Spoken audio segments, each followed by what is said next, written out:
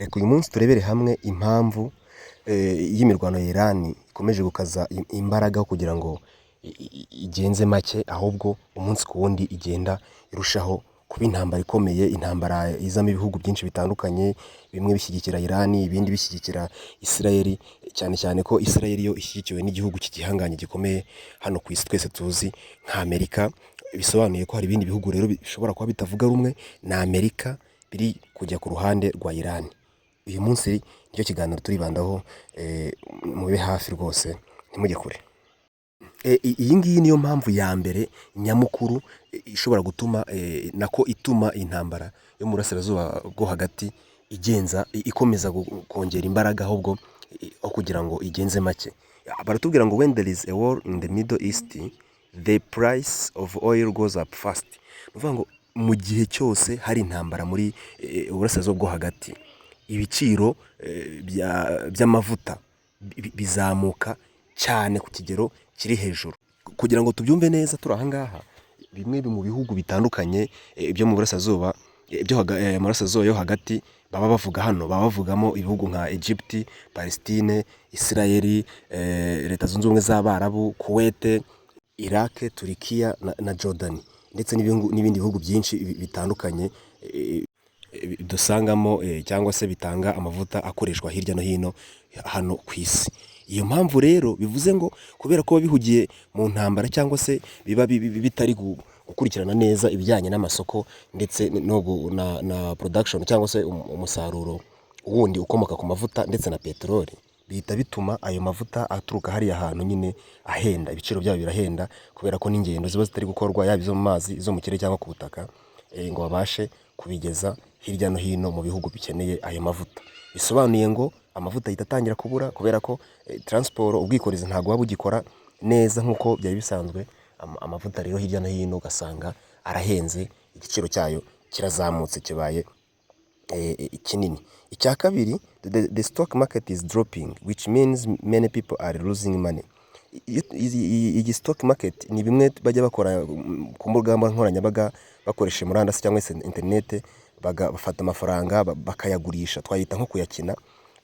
Ukashyiraho ukavuga ngo wenda ifaranga idolari riraba ryazamutseho aya ngaya, cyangwa se nkurikije ibintu biri kuba hirya no hino ku isi amadolari azamuka, ugashetaho ayawe, hanyuma ukaza kureba niba koko ibyo wavuze cyangwa se watekereje, watekereje ko biraza kuba byabaye. Ukavuga ngo niba idolari navuze ko ribuze kuzamuka, bivuze ngo ndaza gushyira amafaranga yanjye, hanyuma bize kwikuba kenshi. Urumva ko amafaranga bayavunje mu madolari akaza kwikuba kenshi.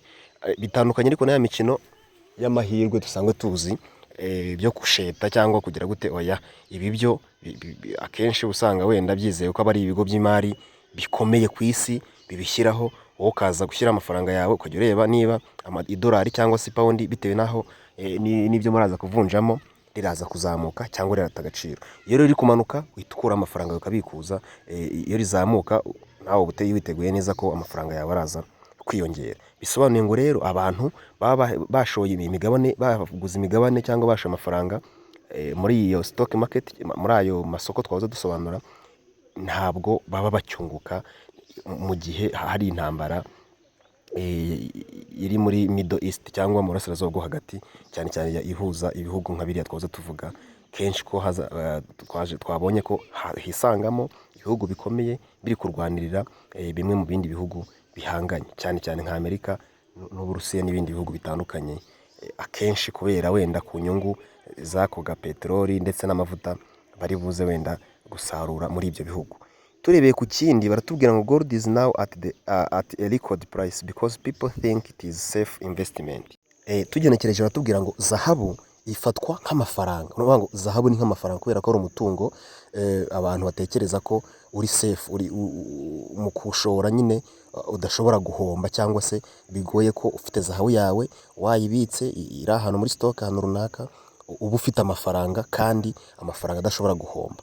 Bisobanuye ngo rero aho kugira ngo utunge amafaranga kuri konti cyangwa utunge amafaranga ahandi hantu hariho hose, watunga zahabu kuko isaha n'isaha, iminsi igenda ishira, zahabu igenda yongera agaciro, kandi amafaranga yo cyangwa se amadolari cyangwa se andi ubundi buryo bukoreshwa mu kugura no kugurisha mu bihugu byinshi bitandukanye bwo bushobora kugira gute gutakaza agaciro bitewe wenda n'intambara ziri kuhaba, bitewe n'ibiza, bitewe n'ubundi buryo wenda bw'ubukungu bwashyizweho butanogeye abaturage cyangwa se bushobora gusubiza inyuma ubukungu.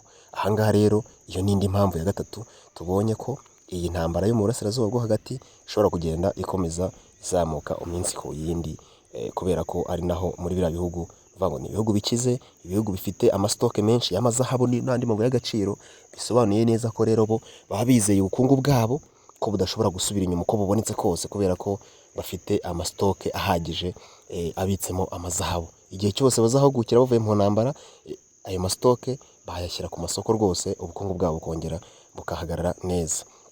Reka tujye ku yindi impamvu ituma Irani na Iraki, Irani iyo yisanze mu ntambara kenshi n'ibindi bihugu cyane cyane, ariko muri biriya bihugu byo mu burasirazuba bwo hagati intambara idakunda guhita ipfa kurangira gutyo mu gihe gitoya. Hanyuma indi mpamvu ni baratubwira ngo oil is used for gas and making things, so prices may go up in different stores.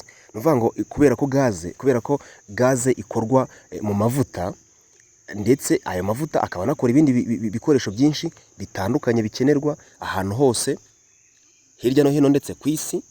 Hanyuma tukaba tuzi neza ko ibyinshi quantity nyinshi ya gaze y'amavuta ikomoka hariya mu burasirazuba bwo hagati muri biriya bihugu twavuze: Yemen, Lebanon, Palestine, Egypt, Saudi Arabia, Leta Zunze Ubumwe z'Abarabu, Iraq na Iran.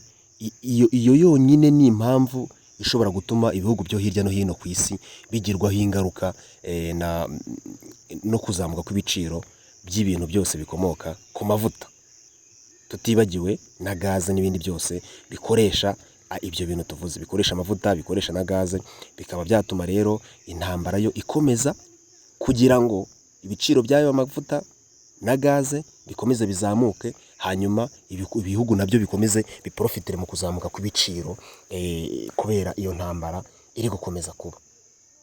Abantu bamwe na bamwe bakaba badasobanukiwe neza ko nubwo uruhande rumwe Iran cyangwa se Palestine na Israel, ibyo bihugu tuzi kenshi bikunda kwisanga mu ntambara, tukaba tuzi ngo biri guhombera mu ntambara, ariko nyamara ku rundi ruhande baba babyungukiramo banagaragaza ubushobozi bwabo mu bya gisirikare, ubushobozi bwabo mu bya politike, cyane ko ibihugu byinshi biba bihanganye bigamije kwereka isi yose aho imbaraga z'ibyo bihugu ziherereye.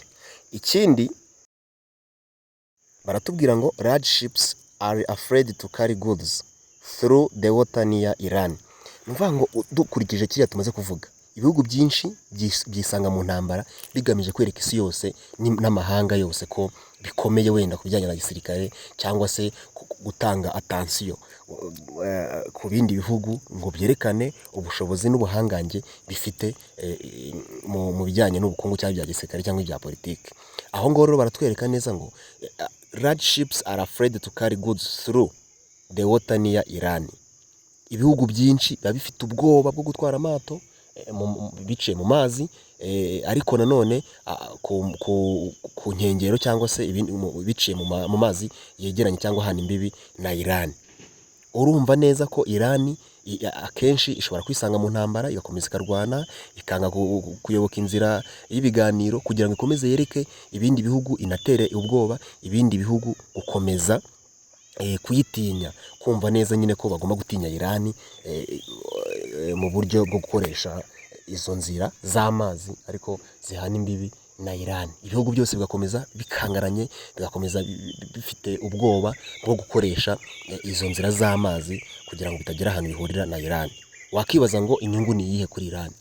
Iya mbere ni ugukomeza kuyitinya, kuyiha attention, kumva nyine neza ko ari igihugu gikomeye kandi kigomba gutinyika.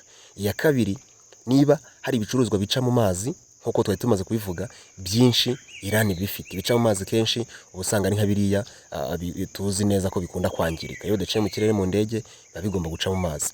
Ubwo harimo peteroli, harimo gaze twahoze tuvuga, ubwo turi kureba ku byo kenshi ya exportinga cyangwa ijyana hanze iyo Iran.